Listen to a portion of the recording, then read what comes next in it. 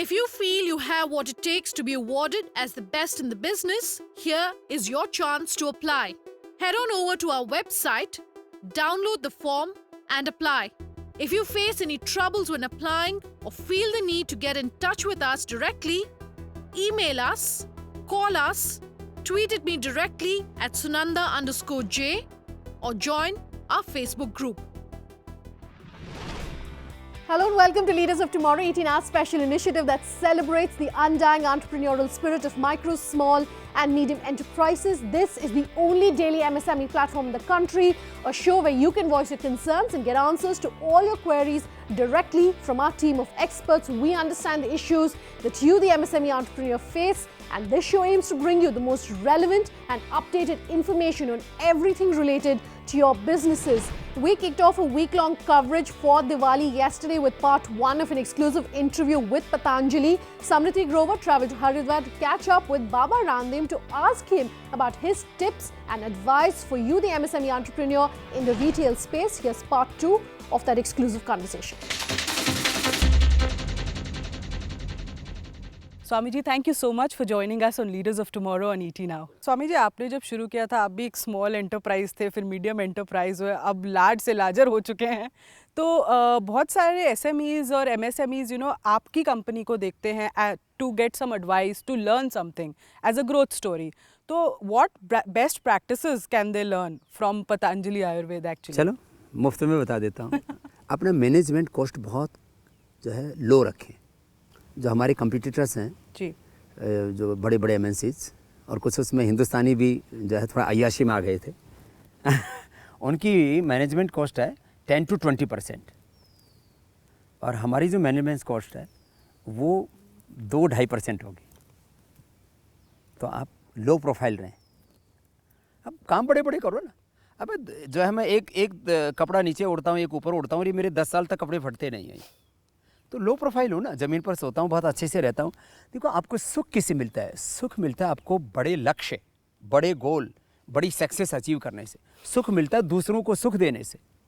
सुख मिलता है कितने लोगों को आपने रोज़गार दिया, कितना बड़ा अपने देश का गौरव बढ़ाया। तो मैं सब काम कर रहा हूँ। कुछ लोग समझते हैं सुख का मतलब दारू पियो, सुख का मतलब जो है फिर बड़ी बड़ी पार्टियाँ करो, पैसे को बर्बाद करो। मैं इस पक्ष का नहीं हूँ। तो मैं अब जो भी लोग काम करना चाहते हैं उसका कहूँगा लो प्रोफाइल रहे, पतंजलि की तरह। अगली बात, जो भी आपके पास में लोग हैं उनको जो है ओनरशिप के साथ काम करना सिखाओ। जैसे हमारे यहाँ कोई काम करता है मशीन के ऊपर, दिस इज़ माई मशीन। वो किसी प्लांट में काम करता है तो कहता है this is my plant. And totality में देखें तो Patanjali is my brand. Patanjali ये मेरा ब्रांड है, मेरे देश का ब्रांड है। उसके साथ उसको प्राइड फील हो। तो जो लोग हैं उनका इमोशनल अटैचमेंट होना चाहिए। ऐसे मैकेनिकली काम नहीं करें। मैकेनिकली काम करना पड़ता है कुछ, लेकिन उसमें इमोशनल जो अटैचमेंट है, जो लॉयल्टी है, उसको जोड़ें, है ना। तीसरी चीज़, जो भी लोग इस काम फील्ड में आगे आना चाहते हैं, थोड़ा सा काम बढ़ने के बाद में क्या है, वो सेल्स टीम अलग बनाते हैं, परचेजिंग टीम अलग बनाते हैं, फिर जो है प्रोडक्शन टीम अलग बनाते हैं। तो इसके अंदर दो जो टीम है इनके ऊपर कंट्रोल रखना बहुत ज़बरदस्त होता है। और ये दो बहुत ख़तरनाक लोग होते हैं, बहुत अच्छे भी लोग होते हैं। एक तो सेल्स वाले, सेल्स वालों को की रिपोर्टिंग खुद लेनी चाहिए। कितना ही बड़ा प्रोफेशनल रखिए। अब कुछ प्रोफेशनल्स होते हैं कि मुझसे नाराज़ हो जाएं कि बाबा जी जो अपने आप ही को ईमानदार मानते हैं, बाकी को बेईमान मानते हैं। मैं कहता हूँ यदि आप बहुत बड़े जो उस पर आने के बाद ना, फिर आप चीज़ों को मैकेनिकली भी कंट्रोल कर सकते हो, सिस्टम से कंट्रोल कर सकते हो। लेकिन पहले सेल्स टीम को खुद लीड करें। या तो अपने आप लीड करें, या जैसे गृहस्थ लोग हैं तो उनके अपने बच्चे होते हैं। कोई ऐसा आदमी जो बहुत ट्रस्टफुल है उसको लगाना चाहिए उसमें। ये सेल्स टीम ना बहुत गच्चे खिलाती है आदमी को और बिना बेहूदी स्कीम लेकर के आते हैं। मतलब कंपनी को सबसे ज़्यादा बट्टा ये लगाते हैं सेल्स वाले। तो सेल्स वालों से बच करके रहें और उनको माने उनसे काम ले। और सबसे बड़ी बात है कि उनके चक्कर में ना आए सेल्स वालों के। फिर अगली जो परचेजिंग वाले हैं, परचेजिंग में तो शुरू में मतलब मैं तो कहता हूँ प्रोफेशनल्स को रखना ही नहीं चाहिए। प्रोफेशनल्स को रखें एक स्टेज में आने के बाद, जब सारे सिस्टम सेट हो जाएं, वेंडर सेट हो जाए कि ये 10 हमने एक चीज़ हमें ख़रीदनी है क्या, आप जैसे हम तो करीब जो है 1000 से ज़्यादा चीज़ें खरीदते हैं। अब एक चीज़ को ख़रीदने के लिए 3 से 5 वेंडर होते हैं। तो आप समझो हमारे पास में कम से कम 5 से 10,000 वेंडर्स हैं जिनसे हम रॉ मटेरियल खरीदते हैं। किसी से कोई जड़ी बूटी खरीदते हैं, किसी से कोई जड़ी बूटी खरीदते हैं, किसी से पैकेजिंग मटेरियल खरीदते हैं, किसी से लेमिनेट खरीदते हैं, किसी से शीशियाँ खरीदते हैं, किसी से डब्बियाँ खरीदते हैं, किसी से क्या क्या होता है पूरा का पूरा।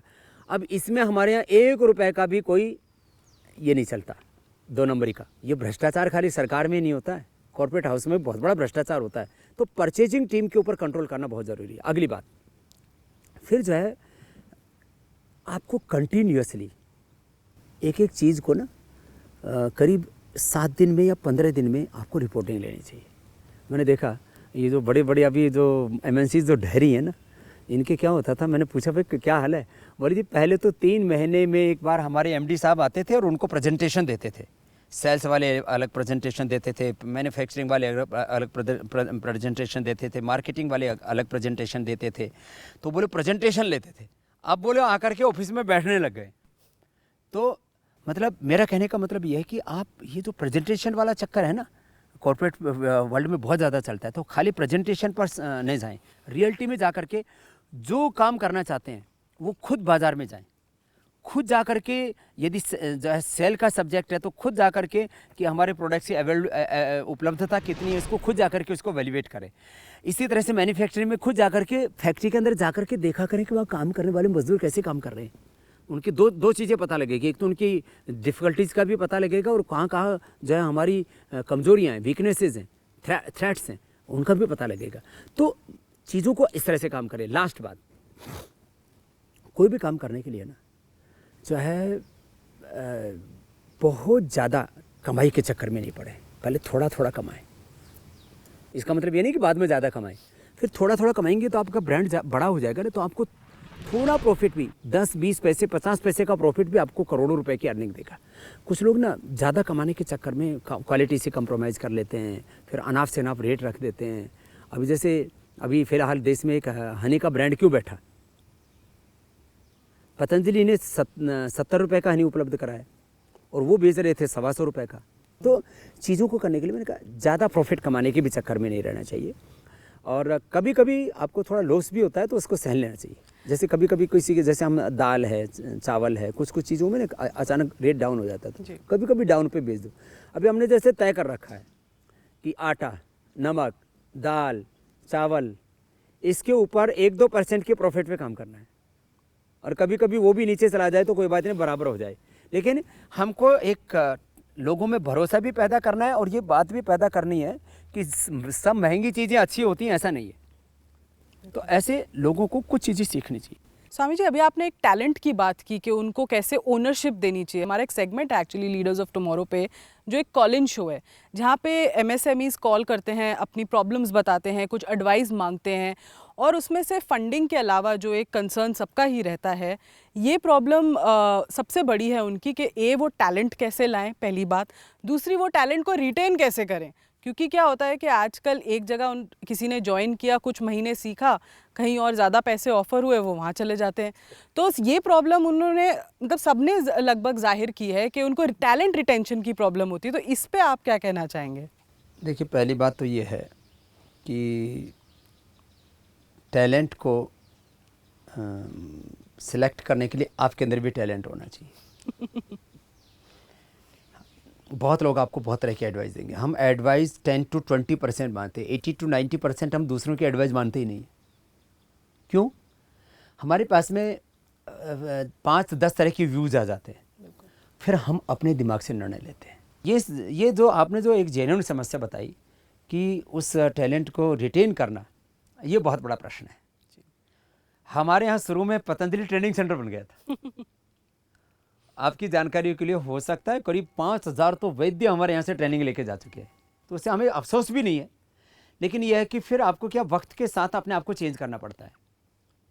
तो फिर वक्त के साथ चेंज करने में यह है कि जैसे हमारे पतंजलि से भी पहले पहले फ्रेशर्स आते थे, तो हमारी लैब के अंदर आए ट्रेनिंग लेकर के, पहले हमने उनको मान लीजिए किसी को 20-25 हज़ार रुपये की नौकरी, किसी को 50 हज़ार रुपये की नौकरी दी, दूसरे ने 50,000 1 लाख रुपये ऑफर किया, तुरंत चले गए, तो वो भी हुआ। लेकिन फिर क्या होता है, वक्त के साथ जैसे जैसे आप बड़े होते जाते हैं तो वैसे आपको सैलरी भी बढ़ा देनी चाहिए। बिल्कुल। नहीं होता क्या है, अरे हम तो, अरे तुमको हमने तैयार किया, तुमको इतनी भी शर्म लिहाज नहीं है, तुमको हमने इतनी ट्रेनिंग दी, इतने प्यार से तुमको इतनी अपॉर्चुनिटी दी, आज तुम जो है छोड़ करके हमको जा रहे हो। तो उसमें दो चीज़ें होनी चाहिए, एक तो उसके साथ इमोशनल अटैचमेंट होगा तो छोड़ के नहीं जाएगा, दूसरी चीज़ वक्त के साथ थोड़ा चेंज कर लेना चाहिए। अब आपके पास थोड़ी प्रॉस्पेरिटी बढ़ी तो अपनी पत्नी के लिए जो है आप थोड़ा सा ज़्यादा गहने घोने ले आइए, ज़्यादा अच्छे कपड़े ले आइए, ज़्यादा उसको अच्छे से रखिए, जैसे दूसरे लोग अपने बच्चों को रखते हैं तो ऐसे आप रखिए। आपका जो है पति है तो आप उसको ज़्यादा खुश रखिए, उसको स्ट्रेस मत दीजिए, हैं। माने वक्त के साथ चीज़ें बदलनी पड़ती है ना, घर में भी। तो ऐसे ही आपको वक्त के साथ अपने आप को बदलना पड़ेगा। तो इमोशनल अटैचमेंट और थोड़ा उनका सैलरी का increment. Let's take a quick break. On that note, much more on the other side. Just stay tuned.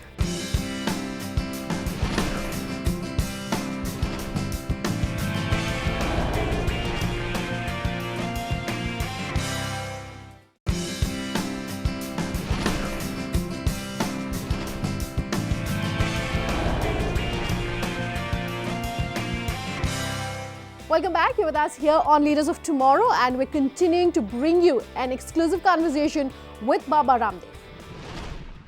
तो आपको लगता है कि आजकल जो सब कहते हैं कि मेंटरशिप की बहुत ज़रूरत होती है, जब एंटरप्रेन्योर ग्रो कर रहा होता है, अपना बिजनेस एक मकाम पे लाना चाहता है, वो मेंटरशिप की ज़रूरत है? क्या आप एडवाइस और मेंटरशिप को एक जैसा मानते हैं?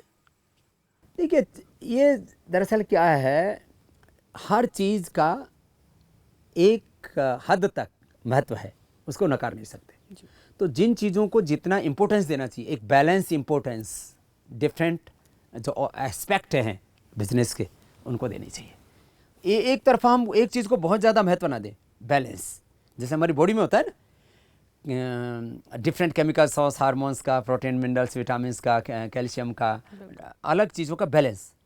तो एक बैलेंस थॉट प्रोसेस वही आपको आगे ग्रो करता है। तो आपको राइट टाइम जो है ना, वो अपना जो भी विस्तार करना वो कर लेना चाहिए। स्वामी जी, हमारे प्राइम मिनिस्टर मोदी जी ने बड़ी सारी स्कीम्स और योजनाएं शुरू की हैं for the progress of the country, जैसे स्किल इंडिया हो गया या डिजिटल इंडिया हो गया, मेक इन इंडिया हो गया।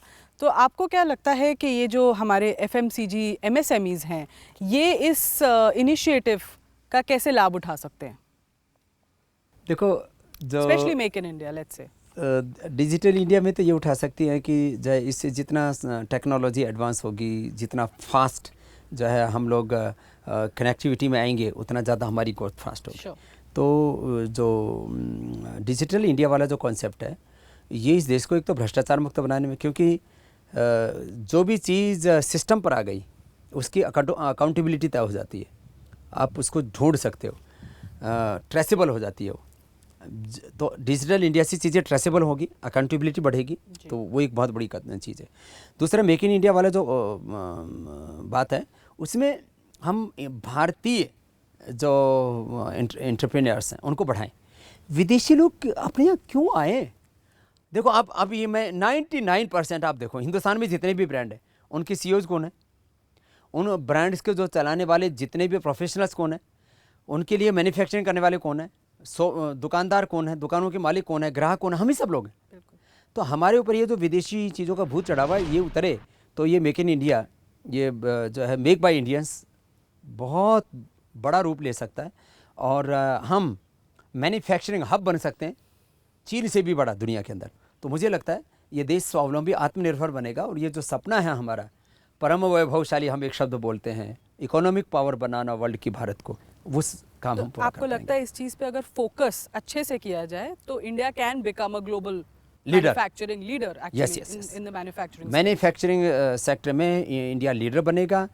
और मैं तो कहता हूँ ये सबसे ज़्यादा उपयुक्त समय, हाँ, ये राइट टाइम है जब इंडिया इस इनिशिएटिव ले सकता है वर्ल्ड लीडरशिप के लिए। और अब पूरी दुनिया तो देखो इकोनॉमिक्स के पीछे चलती है, तो जो इकोनॉमिक पावर होगा वही सुपर पावर होगा। स्वामी जी, GST के आसपास काफ़ी उत्साह है, तो आपको क्या लगता है कि GST will be a game changer specially in the FMCG space? FMCG में भी और हर सेक्टर में भी बड़ी भूमिका होगी। नहीं तो क्या है, अब मैंने जो है एक प्रांत की सीमा पार करता था तो 100 लफड़े शुरू हो जाते थे, 100 तरह की कागज़ कार्रवाई शुरू हो जाती थी। तो मुझे लगता है जीएसटी ये भारत की अर्थव्यवस्था में एक मील का पत्थर साबित होगा।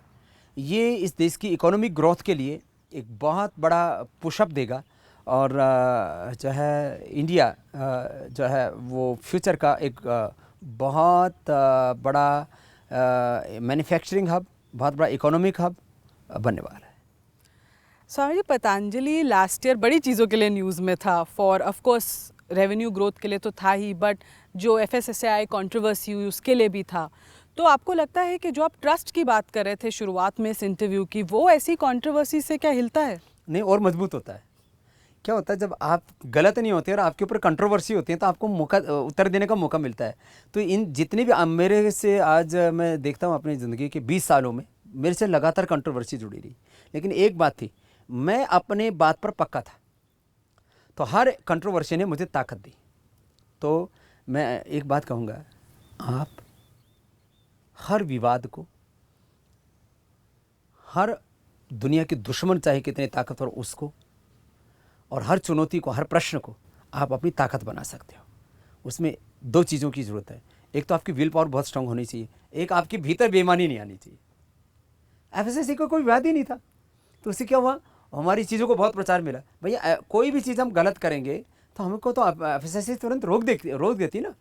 फिर एक कोई एडवर्टाइजिंग काउंसिल बना रखी है, वो भी उसने भी हमें खूब प्रचार दिया, करो भाई, जो भी हमारे ऊपर जितने प्रश्न खड़े करते हैं उतना ज़्यादा हमको अपनी बात कहने का मौका मिलता है, लोग हमारे बारे में चर्चा करते हैं।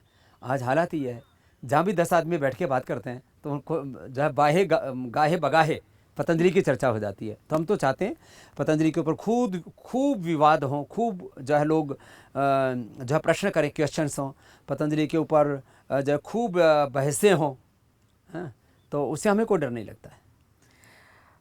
अगर मैं आपसे पूछूं कि पतंजलि के टॉप 3 हॉट सेलिंग आइटम्स क्या हैं, तो आप किन का नाम लेंगे? टॉप 3 में तो समाना बड़ा मुश्किल हो जाएगा। टॉप 10 बता सकता हूँ। टॉप 10 में हमारा जो है अभी तो एलोवेरा जेल है, जिसको बहुत कम लोग जान रहे हैं। ये आने वाले समय में करीब 5000 करोड़ का हमारा ब्रांड होने वाला है।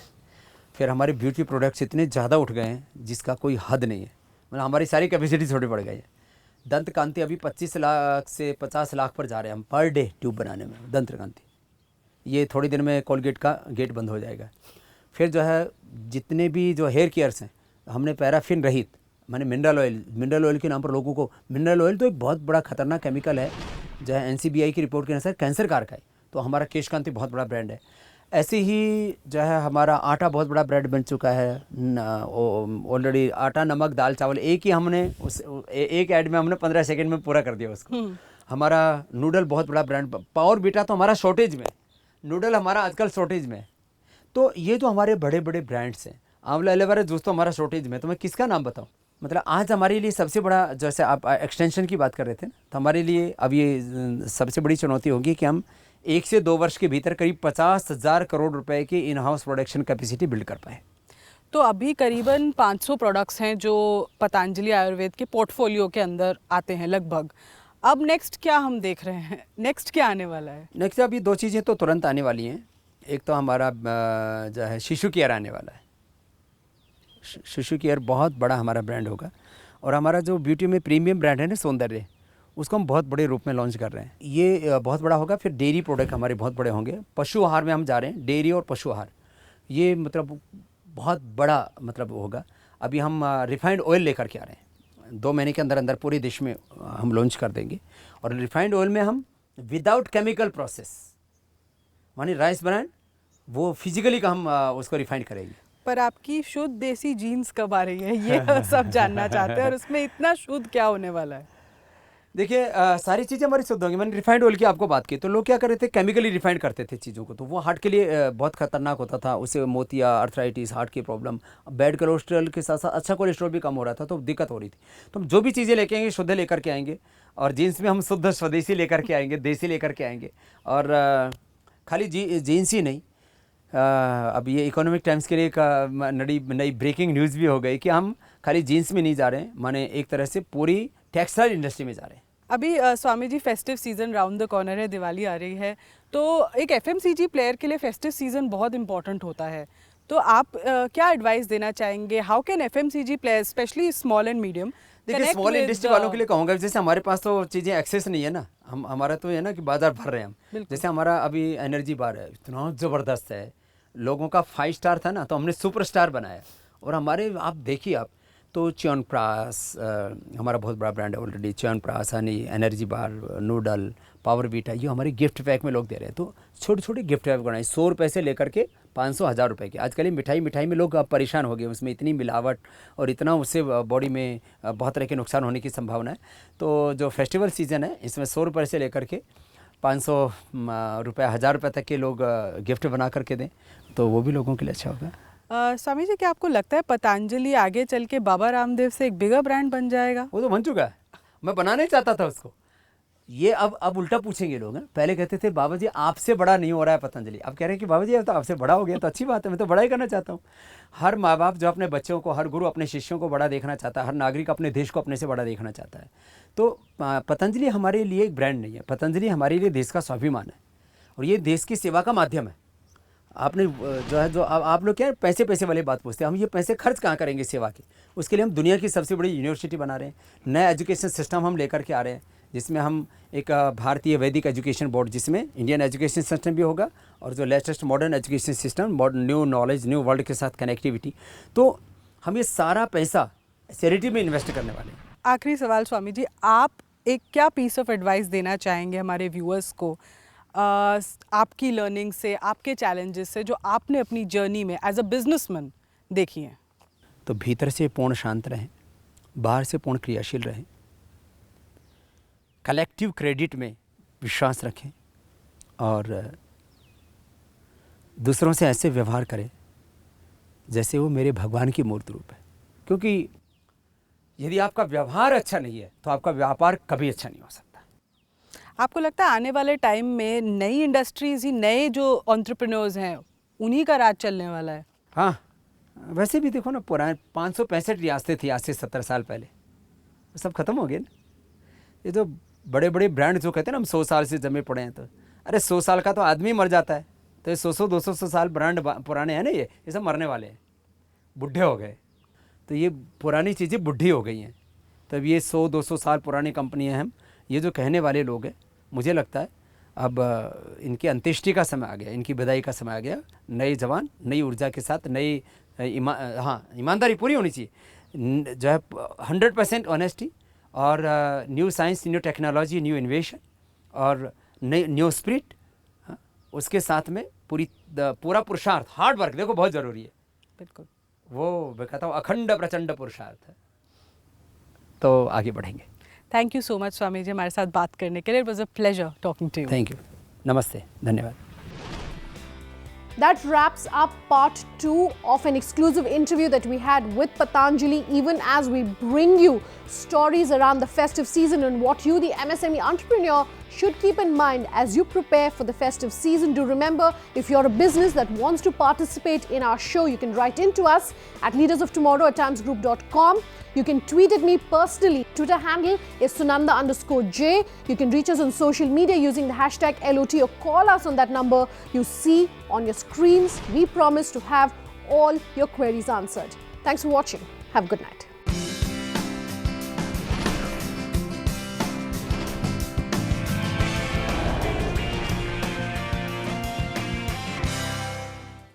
If you feel you have what it takes to be awarded as the best in the business, here is your chance to apply. Head on over to our website, download the form and apply. If you face any troubles when applying or feel the need to get in touch with us directly, email us, call us, tweet at me directly at Sunanda_J or join our Facebook group.